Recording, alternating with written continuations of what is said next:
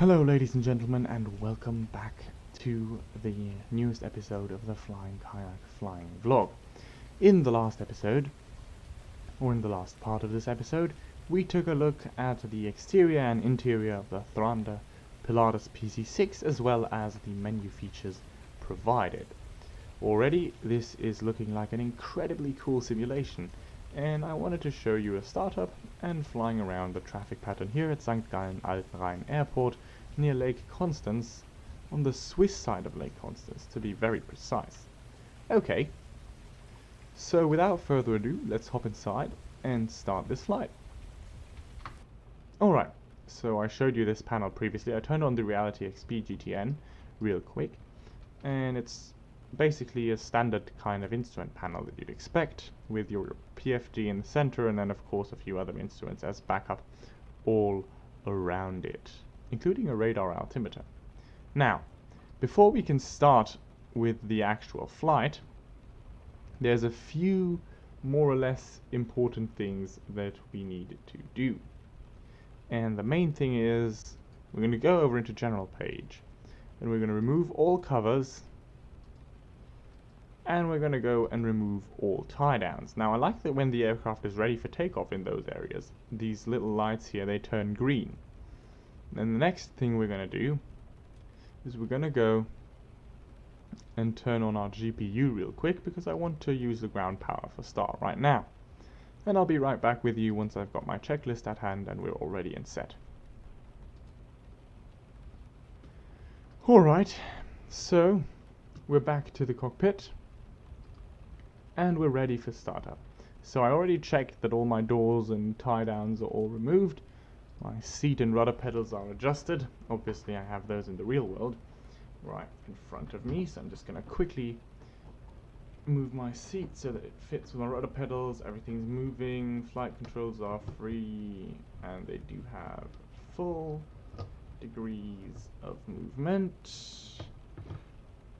And if I take a look out my left window, I should see that upon a left bank, my left aileron goes up, and a right bank, my left aileron goes down, which it does. Very good.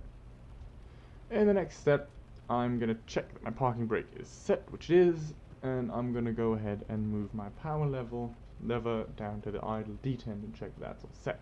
My condition lever is still in the cutoff position, and my propeller control lever is above, well, it's out of feather if my outside air temperature is above 10 degrees.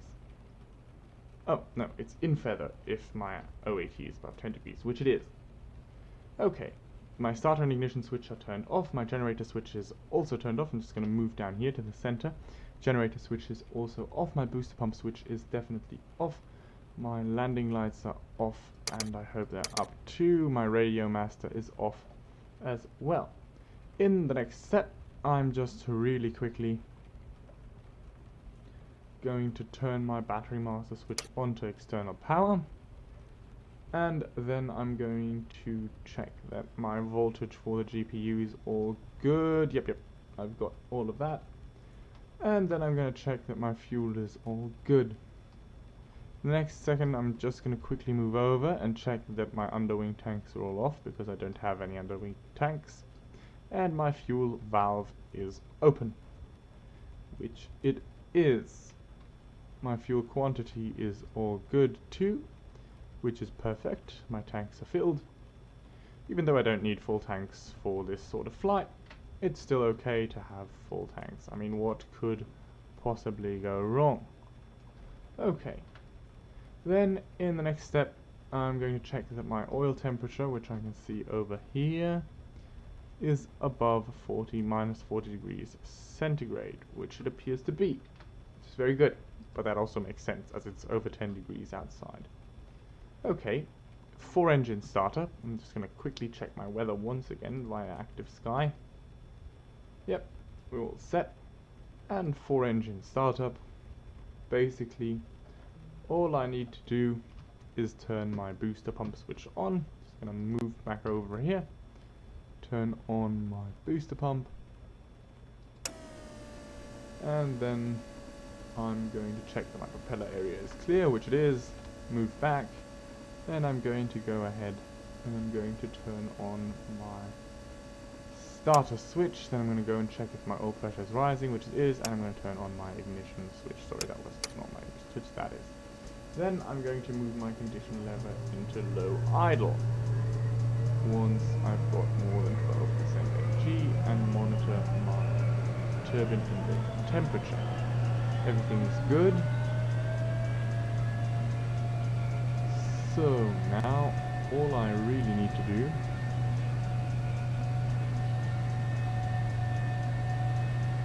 is wait until my low idle NG is set. Yep, it is. So that means I can turn off my starter switch and ignition switch. Check that my oil pressure is in the green arc, which it is, and then I can start and turn on some of the stuff out here, turn on my battery and turn on my generator, which is good. And my ITT is below 660 degrees Celsius, which is. Then my GPU is disconnected, my battery switch is on, and now all I need to do is move my propeller control lever forward.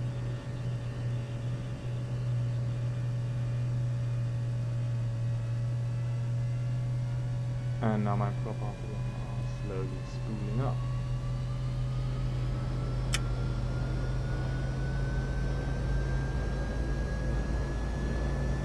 There we go.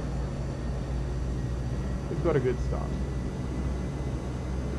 And my generator is on. My NG is above 51%. And now I can go ahead and turn my radio master, take a look over here and check that my inverter is in 1, which it is. My avionics is on, and we'll set that in a second. On that we can synchronize correct. Good. The next step, we're going to move down here and start taxiing. Check our lights are on.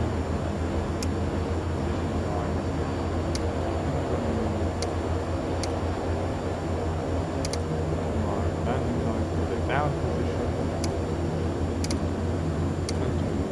Now set my score for VFR in Europe 7,000, and I'm actually pretty much set up. I'm just going to quickly go over to Active Sky and start sending instruments. I'm going to move right down here. I'm going to go ahead and set my parameter pressure to 2,985.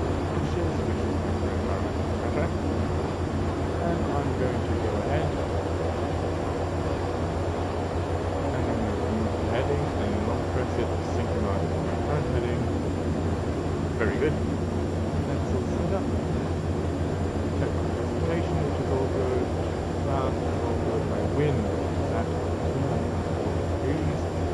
Move that to second. 40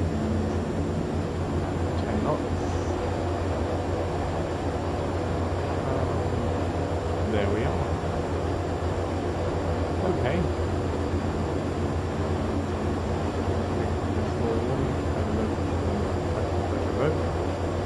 Turn on the instrument lights, and I'm going to test if it works. Perfect. Good. We're all set up for this. So now all I need to do is turn on my lights. Okay.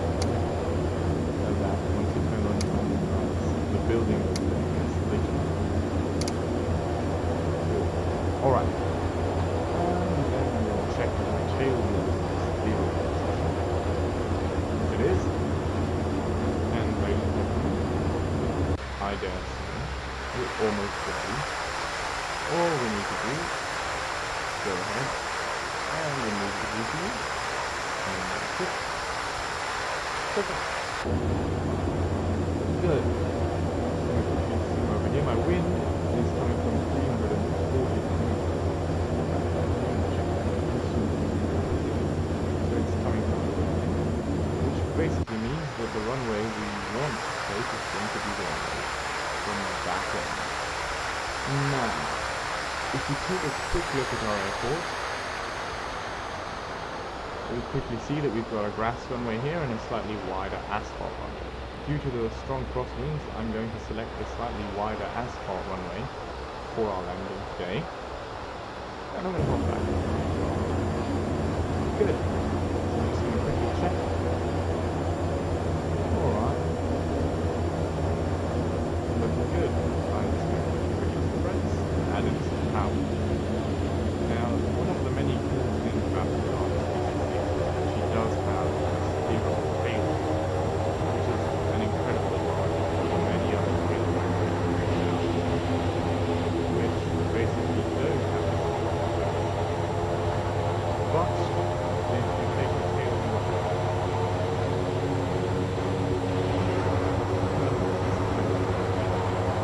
my Google Home straight in. Someone should make it.